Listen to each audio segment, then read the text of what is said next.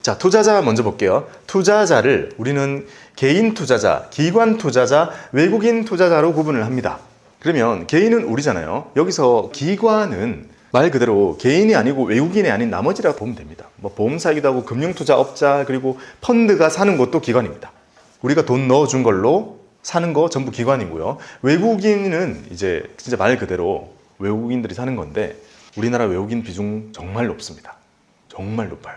우리가 잘 아는 삼성전자만 열어가지고 외국인 소진율 이런 거 한번 봐요. 외국인 지분 진짜 높아요. 그러니까 저는 우리의 미래를 진짜 완전히 바꿔줄 수 있는, 내 미래 말고도 우리 대한민국의 진짜 미래를 책임질 수 있는 것 중에 금융이 반드시 들어간다 생각하거든요.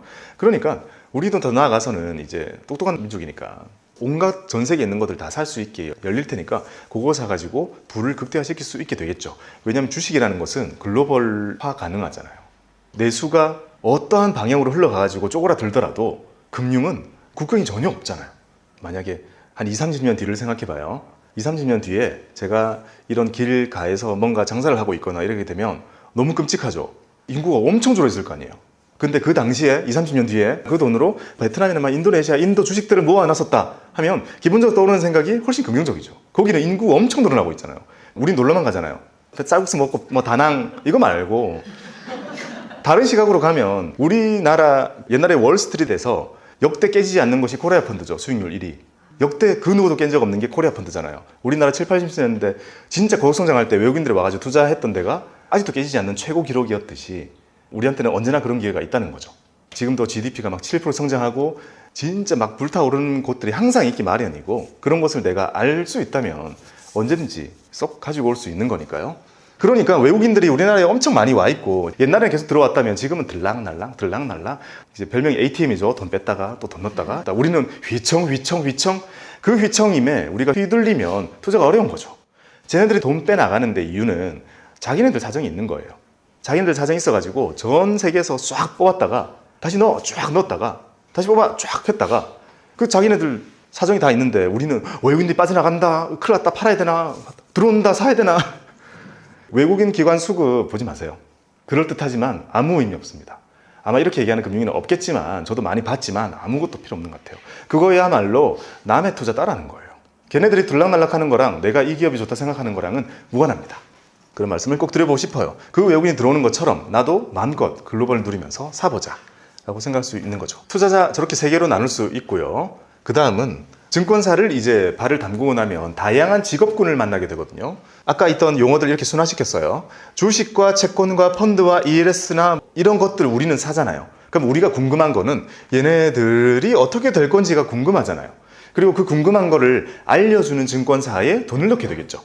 그러니까 자연스럽게 증권사에서는 투자자들에게 투자 정보를 제공해주는 리서치 부서 이런 게 생겨나게 되는 거고, 거기에 직업이 나누게 되는 거죠. 첫 번째는 이코노미스트. 이코노미는 경제잖아요. 경제니까 가장 큰 얘기를 하겠죠. 가장 큰 얘기. 뭐 하겠어요? 성장할 겁니다. 침체로 갈 겁니다. 금리가 어떻게 될 겁니다. 통화량이 어떻게 될 겁니다. 정말 큰 얘기를 해주는 사람을 이코노미스트라고 부릅니다. 그리고 애널리스트는 번역하면 분석사잖아요. 분석사. 뭘 분석하느냐? 주로 경제보다는요, 여기서는 주식을 분석하는 사람이 많겠죠. 기업을 분석하거나 산업을 분석하거나 채권도 분석해줘요. 이런 것도 분석해줍니다. 환을 분석하거나 뭔가 조금 더 세부적인 걸 딱 골라가지고 거기를 분석해가지고 레포트를 쓰든 유튜브에 나오든 여러 가지로 우리한테 계속 알려주는 사람들을 이제 애널리스트라고 부르고요. 애널리스트도 매크로 애널리스트가 있거든요. 매크로라는 것은 경제잖아요. 그러니까 되게 이렇게는 겹칠 수도 있어요. 아무튼 삼성전자의 실적이 좋아 보입니다. 아니면 화장품 산업이 다시 커지고 있습니다. 채권의 금리가 지금 스프레드가 줄어들 것 같습니다. 환이 흐름을 보아하니 다시 올라갈 것 같습니다. 라고 다양한 전망치를 만들어서 우리한테 제공해주는 직업이 바로 애널리스트입니다. 그 다음 트레이더라는 말은 많이 들어본 것 같은데 본 적은 또 없죠.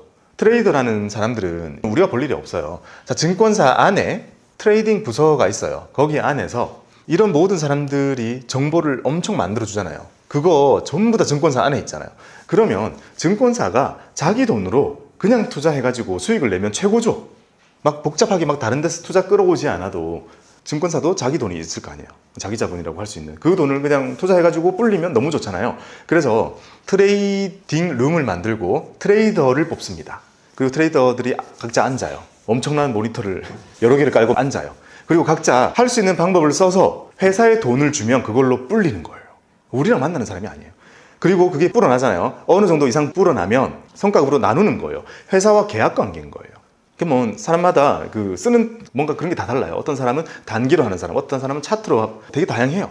뭐 스캘퍼 이런 것도 있죠. 정말 단타로 잘하는 사람도 있고, 이런 사람들이 어쨌든 유명해지거나 이러면 서로 데리고 와가지고 트레이닝 룸에 앉아가지고 회사의 돈을 이렇게 내려주는데, 잘하면 잘할수록 회사의 돈이 커집니다. 당연히. 만약에 몇백을 벌었어요. 그러면 성과급이 진짜 100억씩 나와요. 그래서 100억 성과급 이런 게 여기에서 과거에 되게 많았죠. 과거에. 근데 뭐 요즘에는 사실 그런 것 같진 않아요. 요즘에는 이 트레이더들의 영역은 사실 이제 로봇들이 많이 가지고 간 영역. 좀 옛날에는 이제 알고리즘 짜거나 이런 많은 것들도 여기서 시도를 많이 했었고, 성공신화 이런 것도 되게 많이 나왔었죠. 그들이 바로 트레이더라고 보시면 됩니다. 그러면 우리는 트레이더가 되면 안 돼요. 트레이더 막 어떤 책을 읽었는데 트레이더의 회상 과거 얘기 듣고 와 멋있네 나도 이렇게 해야지 하면서 전업 투자하겠다면서 컴퓨터 하나 놓고 거기 앉아가지고 줄 긋고 있으면 안 돼요. 차도 줄 긋고 막 튕기네 여기 떨어지겠네 막 하면 안 돼요. 그거는 옛날에 다 했고 다 실패한 방법입니다. 제가 증권사에 들어갔을 때만 해도 서점에 가가지고 투자 영역 가면 차트책밖에 없었어요.